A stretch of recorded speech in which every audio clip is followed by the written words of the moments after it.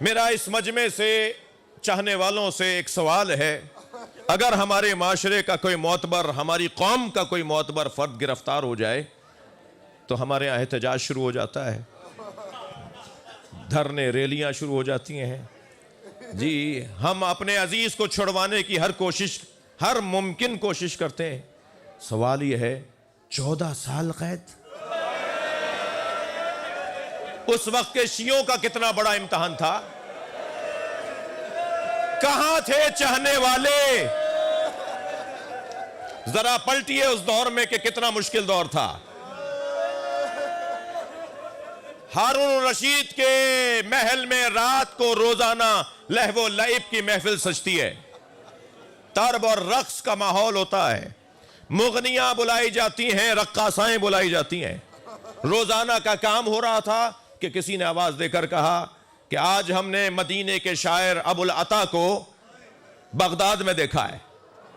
हारून ने कहा वो तो मदीने का रहने वाला है, बगदाद में तुमने किसी और को देखा होगा। उसने कहा मैं अच्छी तरह पहचानता हूं, अबुल अता है शायर जमान, अदीब दौरान, अबुल अता मदीने का रहने वाला। कहा ढूंढो, पथ तलाश करो कि अबुल अता कहां है। एक मुसाफिर खाने में ठहरे हुए थे, कारिंदे पहुंचे कि आपको हाकिम ने बुलाया है। ये पहुंचे हाकिम के पास, कहा अबुल अता बसरे में, बगदाद में कैसे आए हो? कहा मैं जाती गरज से आया हूं। कहा जितने दिन रुकना है रोजाना दरबार में आओगे और एक गजल जरूर सुनाओगे। 3 दिन तक गजलें सुनता रहा। तीसरे दिन जब उसे वो कलाम सुनाओ जो तुमने बसरे में पढ़ा था, और तुम्हारे कलाम के बाद फिर महफिल खत्म हो गई थी कि इससे ऊंचा कलाम ही नहीं है, तो कहने लगे इसके बदले में दोगे क्या? मैं तुम्हें कलाम सुना रहा हूं 3 दिन से, आज वो कलाम सुनाऊं जो इससे ऊंचा कलाम नहीं है, इसके बदले में दोगे क्या? हारून रशीद कहता है कि जो मांगोगे दूंगा। कहा दोबारा पूछूं कि जो मांगूंगा दोगे? कहा जो तुम मांगोगे वो मैं दूंगा। गजल सुना दी, हारून उठ के जाने लगा, जाता जाता लौट कर आया। अबुल अता कुछ मांगना चाह रहे थे। अबुल अता ने बुझे हुए लहजे में कहा मेरे इमाम को आजाद कर दो। अल्लाहु अकबर, कितना सख्त दौर था चाहने वालों का। मेरे इमाम मूसा काजिम को आजाद कर दो। कुछ देर खामोश रहा, कहने लगा 2 दिन बाद जिंदान के दरवाजे पर आ जाना, 2 दिन के बाद अपने इमाम को जिंदान से जाके ले लेना।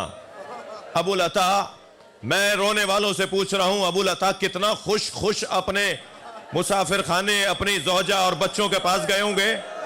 मैंने इतने अरसे से शायरी की, मैंने इतने कलाम लिखे, आज मुझे कीमत वसूल हो गई, मेरी वजह से मेरा इमाम आजाद हो रहा है।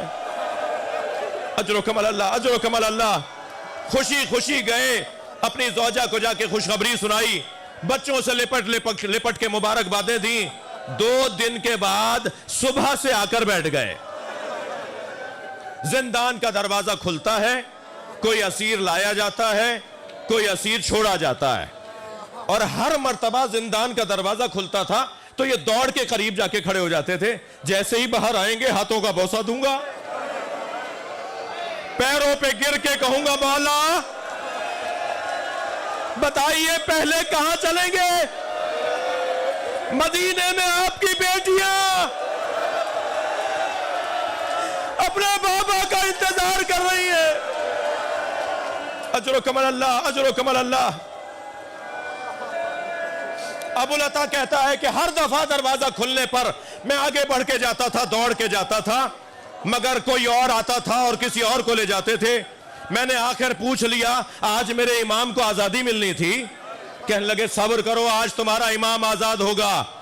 कहता है असर का वक्त आया, दरवाजा खुला, मेरे सामने से एक तख्ते पे जनाजा, 4 मजदूर उठाए,